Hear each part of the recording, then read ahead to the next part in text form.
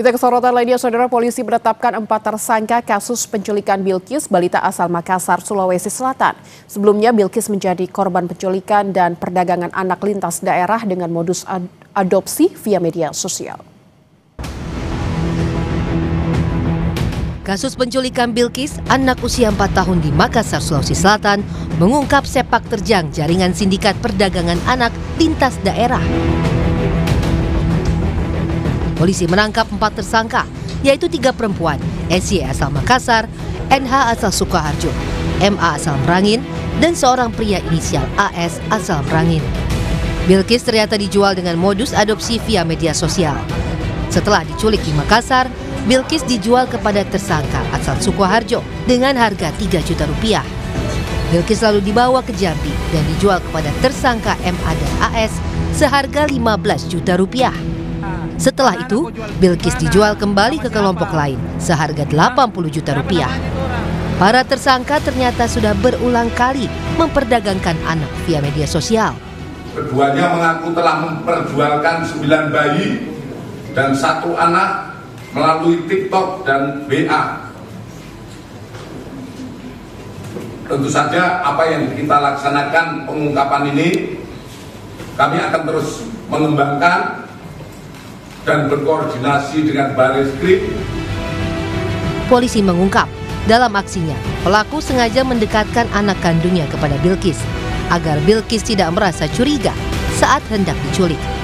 Sejauh ini diketahui, tindak pidana perdagangan orang ini adalah untuk kepentingan adopsi. Nah, modus yang dilakukan sendiri juga cukup profesional, yaitu mendekatkan anak kandungnya kepada si korban, gitu, sehingga bermain begitu ya. Nah, begitu sudah mulai akrab bermain, lalu korban dibawa begitu.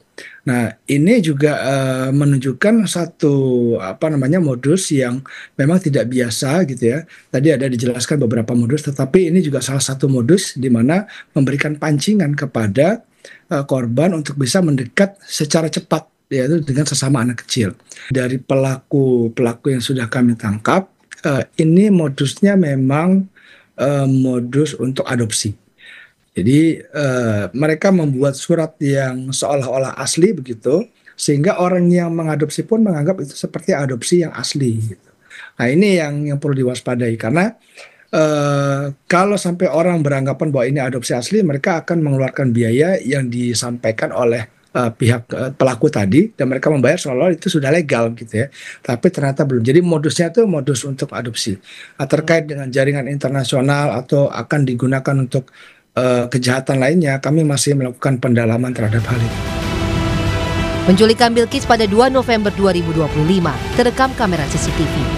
Dari situ, jajaran Polrestabes Makassar menelusuri jejak tersangka, termasuk jejak digital mencurigakan melintasi sejumlah daerah.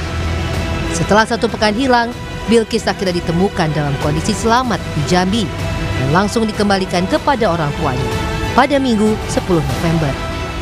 Sehat walafiat, tidak kurang suatu apapun, alhamdulillah. Haru, saya pikir bermacam-macam pikiran, kenapa anakku ini, kenapa ada, apakah fisik apa atau gangguan bagaimana, pasti ada ya pikiran begitu di setiap orang tua. Ya alhamdulillah tidak ada, katanya sudah diperiksa dari pihak Polrestabes, dokternya katanya sudah periksa, alhamdulillah aman dari segi psikologis dan fisik. Polisi masih mendalami kasus ini untuk mengungkap jaringan lebih besar. Para tersangka dijerat pasal 83, junto pasal 76F Undang-Undang Perlindungan Anak dan pasal 2 Undang-Undang Tindak Pidana Perdagangan Orang dengan ancaman hukuman maksimal 15 tahun penjara.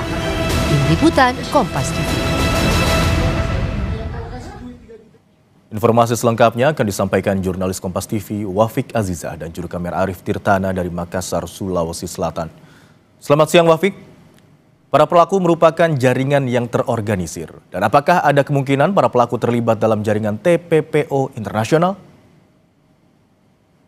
Iya, selamat siang Imran dan juga sejarah. Dari hasil rilis Polda Sulawesi Selatan pada hari Senin 10 November kemarin, dari kasus penculikan anak ini di Makassar ternyata bukan tindakan tunggal, melainkan melibatkan perdagangan anak lintas provinsi.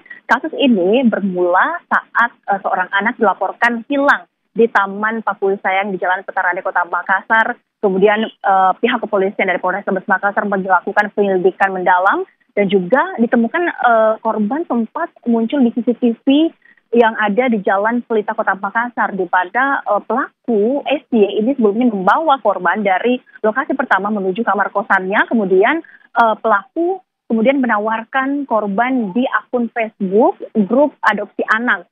Pelaku ini awalnya mengaku bahwa korban merupakan anak kandungnya, kemudian karena tidak mampu merawatnya karena keterbatasan ekonomi. Dari hasil penyelidikan kemudian ternyata ada pelaku dari Jakarta kemudian datang ke Makassar berinisial MH, mengambil langsung anak berusia 4 tahun dari Makassar ini kemudian dibawa ke Jambi. Dari hasil proses penyelidikan selama 6 hari dari pihak Polrestabes Makassar bekerja sama dengan kepolisian Jambi, ada 4 tersangka yang ditemukan. Masing-masing tersangka ini berinisial SY, MH, kemudian SA dan MA. Di mana para pelaku ini memang mengincar anak-anak berusia di bawah 5 tahun untuk kemudian diadopsi.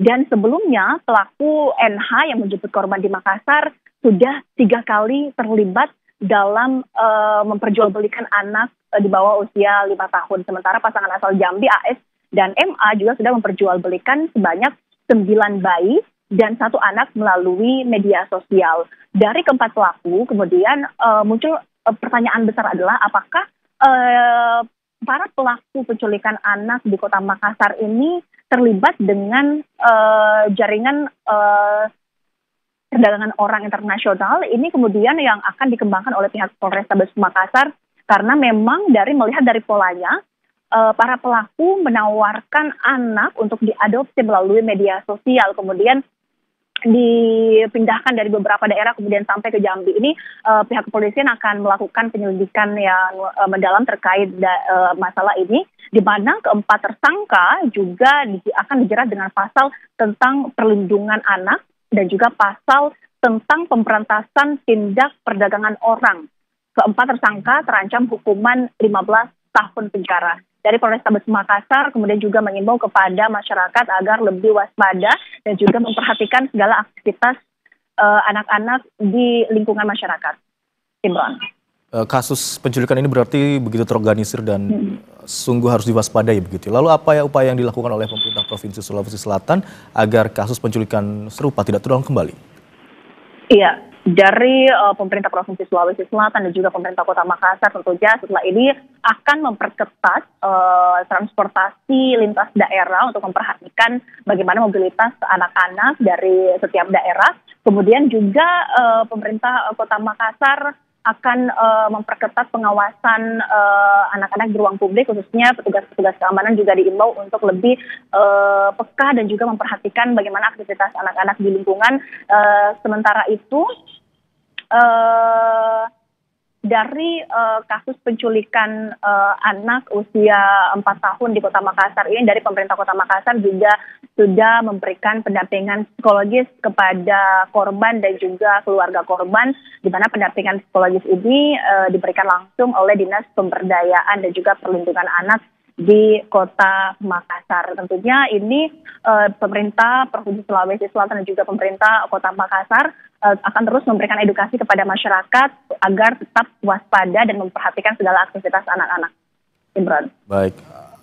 Area pengawasan di publik akan diperketat untuk mencegah kejadian serupa terulang kembali. Terima kasih atas laporan Anda, jurnalis Kompas TV Wafik Azizah dan juru kamera Aris Tirtana yang melaporkan dari Makassar, Sulawesi Selatan.